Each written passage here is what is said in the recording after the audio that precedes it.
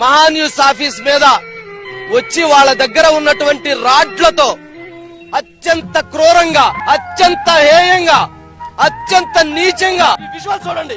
ప్రజాస్వామ్యం ఏమైపోతుంది, మీడియా స్వేచ్ఛ ఏమైపోతుంది. ఇది మహాన్యూస్ పైన దాడి తరువాత మహాన్యూస్ వంశీ మాట్లాడిన మాటలు. భౌతిక దాడులు ఎవరైనా ఖండించాలి, ఏం చేసినా కూడా చట్టానికి లోబడి లీగల్ గానే వెళ్ళాలి.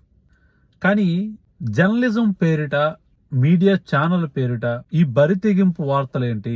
కొన్ని థంబ్నెయిల్స్ చూసాను నేను మహాన్యూస్ లో, దారుణం. చెప్పలేం, మన నోటితో మనం చెప్పలేం. కేటీఆర్ కి సంబంధించి బ్లాక్ మెయిల్ చేసినట్లు ఆయన వాళ్ళంతా చెప్పుకొచ్చారు. అసలు ఏ సోర్సెస్ తో ఈ వార్తలు రాశారు? మీకెవరు చెప్పారు?